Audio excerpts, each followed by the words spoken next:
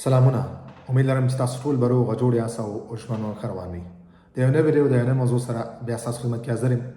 ملګرو، یو ورور پوښتنه کړې دی، وایي چې که چېرې د چا زوی وفات شوی دی به دغه وفات زوی دپاره هم ډیت سرټیفیکیټ جوړوي او که نه. ډیت سرټیفیکیټ نه مطلب د مړینې سرټیفیکیټ. بالکل ورور، که چېرې تاسو خپل زوی په کیس کې ورکړئ، هر کله چې تاسو ته پناه غوښتنه کوله او په هغه وخت کې مو خپل زوی ورکړئ، په کیس کې مو ورکړی، په دوسیه کې مو ورکړی، نو بالکل تاسو بیا هغه ته ډیت سرټیفیکیټ جوړوئ. هر کله چې تاسو خپل فامیل ته په سفارت کې دومان کوئ د راوستلو دپاره، نو تاسو به دغه د مړ شوي زوی ډیت سرټیفیکیټ هم د دوسیې سره یوځای کوئ او دا به تاسو هلته سفارت ته وړئ او هلته به یې شو کوئ چې دا زما زوی و، دا یې نوم دی او د دغه وجې د وجې دا وفات شوی دی. هغه په ډیت سرټیفیکیټ کې هغه وجه چې کوم د هغه منشن وي هغه لیکلی شوي.